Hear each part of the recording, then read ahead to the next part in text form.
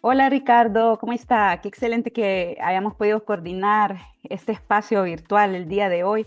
Estaba revisando nuestra malla de educación tecnológica para la universidad y bueno, me surgieron algunas dudas, ¿verdad? La principal de ellas es cómo nosotros podemos preparar a nuestros estudiantes como futuros profesionales para que prosperen cuando ya se integren a la vida profesional en un mercado que pues no podemos predecir con exactitud, ¿verdad? Porque cambiamos demasiado de plataformas, de aplicaciones en un corto lapso de tiempo. Sé que sí, definitivamente que las aplicaciones cambian mucho y necesitamos entonces nosotros poner atención a lo que no cambia, ¿verdad? Creo que en el tiempo surgiendo muchas aplicaciones, de hecho, ¿verdad? Utilizamos nosotros ya muchas y algunas de ellas han ido evolucionando y otras pues se han ido quedando atrás. De manera que es importante reflexionar, Jessica, sobre este tema que usted ha escogido,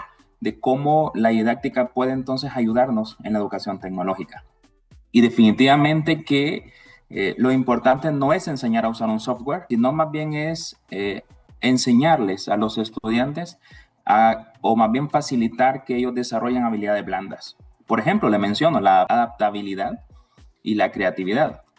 Fíjese que son dos temas, profe Jessica, que los muchachos hoy en día carecen mucho. No hay creatividad. Y en el ambiente nuestro que estamos formando profesores, es necesario que día a día ellos puedan ser capaces. Y la didáctica justamente eso es lo que busca. Busca el cómo hacer que los estudiantes puedan aprender.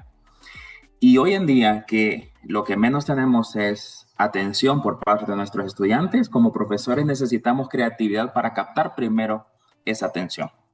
Y a veces no solamente con los estudiantes, ¿verdad? Sino que nosotros mismos o con nuestros colegas nos distraemos. Y bueno, hablando de esa parte que estoy totalmente de acuerdo, le quería platicar acerca de una metodología que es bien interesante que podemos adaptar y se llama Design Thinking o pensamiento de diseño.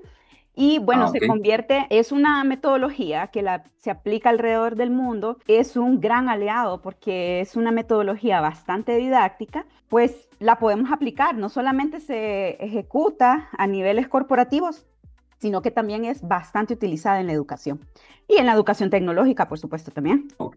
¿Cómo, cómo me dice que se llama la estrategia? Design Thinking o pensamiento de diseño. Pensamiento de diseño, excelente. Este pensamiento de diseño, ¿cómo lo implementa? ¿Cómo podríamos desarrollarlo más bien en la educación tecnológica? Cuénteme. Es un sistema, podemos decirlo de esa forma, y tenemos bastantes engranajes, pero al mismo tiempo es una metodología bastante flexible. El design thinking fundamentalmente es un enfoque de innovación que se centra en las personas. El gran poder o su gran versatilidad radica en que equilibra tres variables que resultan ser críticas, ¿verdad? Primero, lo que es deseable, es decir, lo que la persona o el usuario necesita. Lo que es factible tecnológicamente sería el punto número dos, quiere decir Ok. si se puede ejecutar. Y luego, pues, si es viable. ¿Qué queremos decir cuando hablamos de que si es viable? Es que se pueda desarrollar a nivel organizativo y que también no solamente se queda en la teoría de la universidad, sino que es muy aprovechable a niveles de poder generar un negocio. Entonces, no buscamos nosotros que nuestros estudiantes vayan a salir graduados como diseñadores, si enseñamos design thinking en nuestras aulas, sino Ok, que aprendan a resolver problemas complejos así es. colaborando con otros, que lo hagan a través del juego y que lo hagan de una forma muy visual. Ok, entonces, pensando un poquito, esta metodología está muy ligada al enfoque por competencias, porque de hecho el enfoque por competencias busca que los seres humanos sean capaces de pensar, de analizar esta metodología, que además se vuelve el acento yo humanista, porque recordemos que se centra, usted me decía, se centra en la persona, se centra en el ser humano, en las necesidades que tiene este ser humano. Me parece muy buena estrategia. Y la verdad es que no es rígida, tiene una buena estructura, es flexible, es interactiva y sobre todo lo importante que no es lineal. O sea, dentro de las 5 fases que componen el design thinking, nos da orden, pero al mismo tiempo nosotros podemos ir retrocediendo o adelantando y cerrando un ciclo, que eso es muy importante en las fases del aprendizaje, ¿verdad? Que poder Correcto. retroalimentar. Eso le iba a decir, que didácticamente es importante que no sea rígido, sino más bien que sea flexible. Porque recordemos que el aprendizaje de cada una de las personas es diferente. Entonces necesitamos en el camino ir haciendo ajustes. Si usted me dice que el design thinking no es rígido, sino más bien permite flexibilidad, me menciona usted que hay fases, pero sí es cierto que dentro de esas fases podemos ir haciendo algunas adaptaciones propias dentro del aprendizaje que se está desarrollando, me imagino. Así es. Y bueno, vamos a hablar de la primera de las fases. Son 5. La verdad es que son fáciles de recordar. Y Ok, la primera es empatizar, ¿verdad? Yo creo que es una palabra que está muy de moda, empatizar, ¿verdad? Siempre nos está pidiendo ponernos en el lugar de la otra persona. Entonces ese es el primer paso, porque si hablamos de una metodología que se centra en el usuario y busca ser más humana, entonces lo que nosotros buscamos es comprender lo que necesita la persona para la cual nosotros estamos resolviendo un problema. Sí, ajá. si usted le asignara a sus estudiantes una tarea, por ejemplo, que desarrollar en su área electrónica, ¿sí, verdad? Sí, sí, Electrónica, así si es. usted le dijera a sus estudiantes que tienen que diseñar o realizar algún objeto tecnológico, por ejemplo, no sé, para movilidad reducida o alguna implementación de este tipo. Entonces, el primer tropiezo que tendrían los estudiantes, ¿cuál cree usted que sería al diseñar? ¿Qué harían ellos primero? Ese que el saber si sirve o no le sirve, ¿verdad? Sí, fíjese que le comentaba que tendrían que saber, ¿verdad?, cuáles son las necesidades. Ese profe que es importante porque del enfoque del aprendizaje situado, autores como John Dewey de la didáctica sostienen que es importante que se creen ambientes auténticos.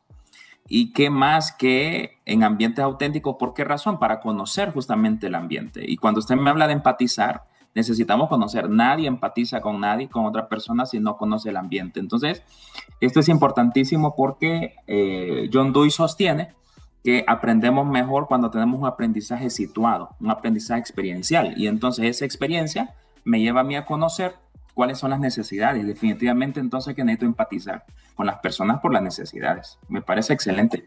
Sí, y normalmente pues los estudiantes se van de un solo a generar una propuesta sin conocer hacia dónde está dirigida esa solución que ellos tienen que dar. Por decirlo así, el primer error que nosotros cometemos, porque no solamente los estudiantes, sino que a veces cuando creamos algo damos por sentado, ¿verdad? Que nosotros conocemos ese universo y realmente no es así. Entonces, muchas veces nuestras rúbricas de trabajo tendrían que estar centradas en eso que usted menciona, ¿verdad? Acerca de todo el conocimiento de John Dewey, donde tenemos que mejor situar a las personas, ¿sí? Para comprender mejor y así podemos tener una experiencia, aunque sea simulada, un poco más realista de lo que hacemos. Bueno, la segunda fase se llama definir. La fase de definir es un filtro de la información. Muchas veces empatizamos demasiado, conocemos a profundidad de esas personas, pero ¿en qué momento vamos a parar? El definir es una etapa interesante porque a la hora de diseñar, nosotros somos los que tenemos un conocimiento técnico, ¿verdad? Como profesionales, y hablo de técnicos no solamente como profesionales de la educación tecnológica, sino que cualquier profesional. Entonces, por ejemplo, en mi caso, que yo me dedico también a la arquitectura, yo tengo que conocer a mi cliente, pero debo de tener mis límites. ¿Y qué es lo que hago en la fase de definir? Lo que yo conozco como técnico, sí, es decir, yo sé de antropometría, puedo saber de construcción, puedo tener detalles técnicos que mi cliente desconoce y necesidades a resolver a mi cliente que él mismo desconoce. Ahí es donde yo voy a cruzar la información de las necesidades de ellos y a través de esa información técnica yo me voy a la parte de definir los parámetros que voy a establecer para poder plasmar la siguiente fase, que es idear. Comprendo perfectamente, profe. En didáctica sabemos que, que un problema mal delimitado es imposible de resolver. Y en los tiempos que un periodo académico, ¿cómo estructuramos esas definiciones? Es decir, es importante lo que dice usted, poder delimitarnos, porque si no, entonces no podemos diluir. Exactamente, o sea, es como, bueno, cuando vamos a la clase de proyectos, una de las claves para generar un proyecto es saber que tiene un objetivo y que tiene un fin. Y a uno como profesor tiene que establecer objetivos y metas de estudio para poder cumplir en ese periodo académico, sobre todo nosotros que somos de BREAD y que nos toca solamente vernos ciertas ocasiones que no nos vemos a diario. Así. Bueno, y en la tercera fase, como le decía, era idear. Idear es la parte, podríamos decir, donde entra la creatividad. Entonces aquí es donde empezamos nosotros a generar propuestas de eso que conocimos del usuario con nuestra capacidad técnica. Y en esa fase de idear, pues tendríamos que ver unas técnicas que son fáciles como la lluvia de ideas, pero hay una técnica de lluvia de ideas y que se llama la técnica Scamber, que esta técnica junta la creatividad con la lluvia de ideas y lo que hace la gente es dar las soluciones más ridículas, ¿sí? Que podrían pensar y que hagan reír para cumplir con ciertos objetivos. A Ajá. veces pensamos que una solución es ridícula, pero realmente puede ser el punto de Puede ser partida. solución. Podríamos usar pizarras virtuales donde cuelguen notas adhesivas de colores, aunque a veces los muchachos se cohíben o se bloquean ante el lienzo en blanco, pues. Sí, no, definitivamente podríamos, e inclusive también lo podríamos aplicar en el aula en presencial, ¿verdad? Donde los estudiantes puedan, a través de post-its, por ejemplo, ir escribiendo Ajá, y solamente ajá. pegándolos y que el profesor fuera leyendo la idea, pues también como para quitar un poquito ese miedo de expresarse, ¿verdad? Del qué dirán. Ujú. Tengo una pregunta. ¿Cómo evitamos que inviertan semanas enteras de trabajo y, por supuesto, en construir un sistema tecnológico que al final resulte inviable? Hay dos cosas que debemos de tener en consideración. Nosotros somos guías de nuestros estudiantes y decirles que no teman a cometer errores, porque creo que esa es una de las cuestiones como que más los hace, están pensando en que Descuidarse. su idea no está Sí. perfecta. Parte del aprendizaje es, número uno, equivocarse y número dos, pensamiento de diseño. Al ser tan cíclico, es como una rueda sin fin. Entonces, el tiempo, organizarnos es fundamental para que Sí. sepamos, no, aquí yo tengo que parar de esta fase, porque si yo me quedo en esta fase, no voy a lograr concluir mi proyecto. Y nosotros como profesores decirles, paren ya en la fase de idear, porque necesitamos pasar a la fase 4 que es el Ok. prototipado. Tiene una definición bastante peculiar y se llama pensar con las manos. Pensar con las manos. Ujú. Eso de la peor idea posible que me mencionabas es interesante porque me la apunto para mi próximo taller interactivo, pero ajá, profe, Jessica, después de seleccionar la idea idónea, ¿cómo podemos hacer que esto sea, que ese prototipo sea viable? Ahí está, el pensar con las manos. O sea, todo lo que surgió en la lluvia de ideas tiene que materializarse. Porque en diseño, ¿sí? Lo que no se materializa, pues prácticamente no existe. ¿Y qué significa materializar o pensar con las manos? Construir un prototipo. De ahí viene Ok, la fase de prototipar. Es decir, sí, que nosotros generamos un producto, ¿verdad? Que no es el final, pero que es económico, es rápido de ejecutar, es rústico. ¿Qué puede ser el ejemplo de un prototipo? Una maqueta que se hace con cartón. exacto. Se puede hacer un modelo 3D digital, por ejemplo, utilizando el dibujo asistido como AutoCAD 3D o usar SketchUp, todo lo que a Entiendo. nosotros nos sirva como para visualizar una idea y sobre todo que cumple el objetivo de podérselo mostrar a la persona para la cual estamos dando. Ujú. Creo que esa es la parte importante, poder mostrar esa idea y poderla transformar esas ideas que parten desde la empatía, desde conocer, como bien decía usted, ¿verdad? Y ahora poder mostrarle entonces, ¿verdad? La solución a nivel de prototipo. Me parece excelente. Y después, cuando nosotros hacemos ese prototipo, saltamos a la fase 5 que es probar, que básicamente probar, lo podríamos decir que su sinónimo es validar, es decir, que su cliente, su usuario, el maestro para el cual usted está haciendo un trabajo, nos diga cuáles son nuestros aciertos y cuáles son nuestras oportunidades de mejora. Porque al final, la educación no es hacer un trabajo perfecto, sino poder identificar esos puntos que me lleven. O sea, yo puedo tener una